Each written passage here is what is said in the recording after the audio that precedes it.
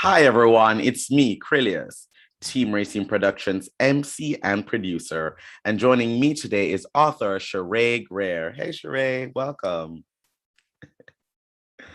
Great to have you here. Hey, good to be here. Thank you for having me. Thank you. It is certainly a pleasure. So, to kick this all off, for anyone who doesn't know you, please go ahead and give them a brief introduction of yourself.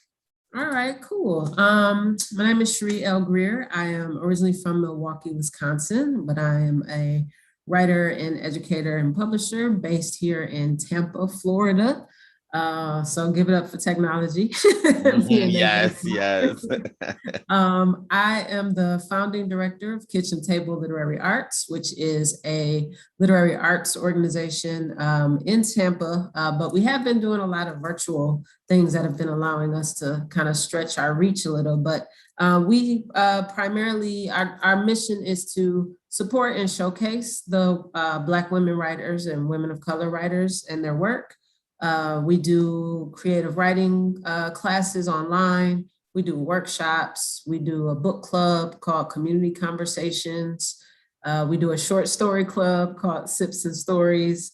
And we participate and partner with other literary arts and just arts organizations and groups to make public programs to kind of show the intersection of literature and visual art or literature and performance art. So just trying to be all in the mix with that. So certainly, certainly. And I'm a big fan of the written word myself, and art in general, but the written word is very close to my heart. And you have a specific focus, especially within your literary circle for Black women writers and the importance of the stories by Black women writers. You yourself are a writer and a Black woman, so talk to me about what it is like being a Black woman in the literary world, in the publishing world, and how that you've been in it for quite a while and how that has changed since when you began to now. It's been really exciting. I finished my creative writing program, my MFA in 2009 from Columbia College in Chicago. And I started shopping my novel around that I wrote during that program.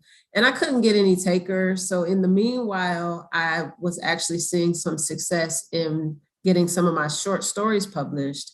And so I decided after being tired of going to different events like readings and literary arts events, open mics and things like that, reading my work from anthologies or that had been in something else. And I'm like, hey, maybe I could just put these together. That way I can have something when folks are like, where's your book? Can I get your book? And so I actually self-published my first short story collection and used some of my just really encouraging and enthusiastic relationships to get that book into books, independent bookstores, and to get readings booked, which I feel like can be, it's reflective of like how much you contribute to your community because you want to be able to give and receive. And so because I've always been community minded as a Black woman writer, I've really been able to build a beautiful network of writers and readers and book reviewers and artists who kind of help support and push my work and other people's work forward. So even starting Kitchen Table had a lot to do with that. Like, how can I create a network or a community where we're supporting each other in our writing goals? And it's really hard because publishing, especially traditional publishing, is still very white and very male, white male in particular. And it's been fun really trying to see how different ways that I, as a writer, but also as a reader, can help support intersectional voices that kind of push up against that status quo in publishing. Certainly, certainly. And at this point, how many books have you written? Because there are anthologies, there are novels, there, Yeah. it's a lot nonfiction as well. So yeah, how many altogether? So I have a short story collection, Once and Future Lovers. That's what I had self-published, and it'll be 10 Mhm. years old next year. So Wow. I am planning a 10th anniversary edition with an updated cover and a couple new stories.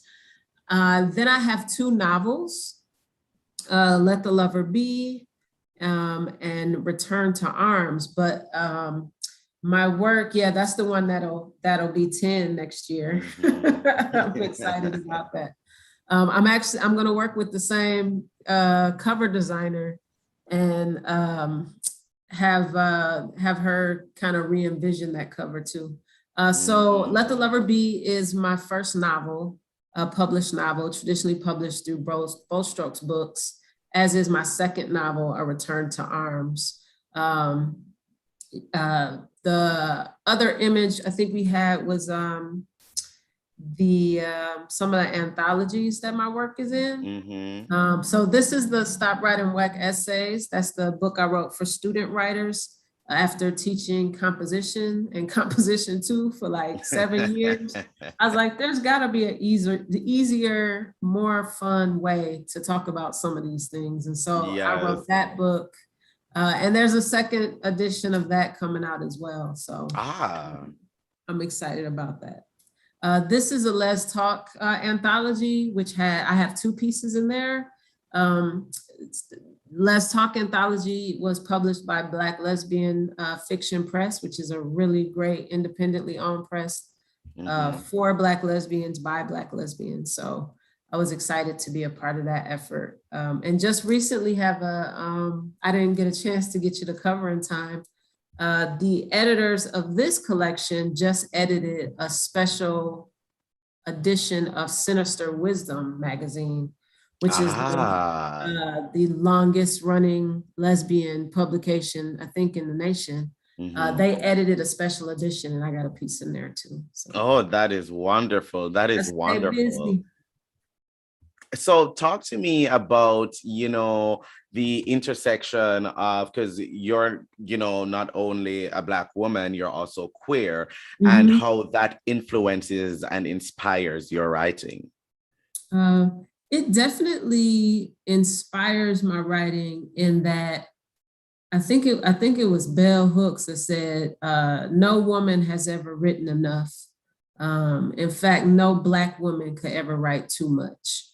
And when I think about the landscape of traditional publishing or how people decide, which books are going to be, mainstream or well read, Black voices and Black queer voices aren't always at the front of that list. And so I am inspired by the Black queer writers that came before me, the ones that are writing now, just being able to know that every book we write, every story or poem we put out, we are telling the world like we're here, and our voices matter and our stories matter. And so I just love being a part of that tradition. So I'm incredibly inspired and encouraged by the work that I do and the work of others.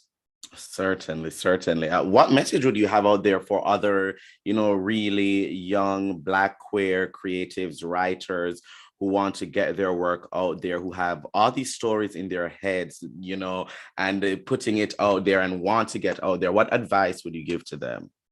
I think I would say, I would say trust yourself, trust your voice, and take creative risk. And so, primarily, a lot what creative risk means on the page is taking the risk to be vulnerable and to really go into the work, but then also the risk of putting your work out there. So you're Yeah. putting yourself out there with your work, and then putting your work out there into the world.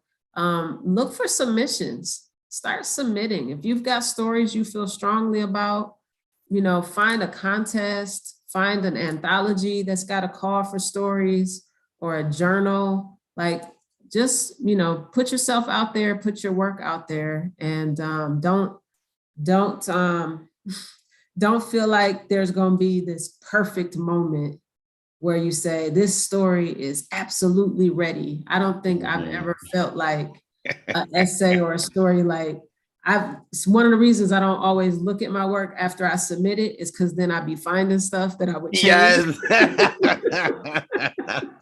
So just at a point, if you're feeling it, just go for it. And so that would be Yes, my advice. certainly. Just go all in on it. Because we need the voices, and we need more and more voices. We can't write enough, we can't share enough. So I agree. that's what I would say. I agree. So how can viewers learn more about you, more about your books, more about everything that you're doing, and to keep up with you? How can they go about and do that? The easiest way is to go to my website. It's www.shereelgreer.com. That's ShereelGreer.com. And on there, you'll find links to you'll find links to Kitchen Table Literary Arts, which is www.kitchen-table.org. You'll find a link to my Patreon. I have a really wonderful Patreon community, and I do a special newsletter. I do videos on craft. I do just updates about my process, share resources. And so you can find the links to all of that at my website. And then I'm on Instagram and Twitter.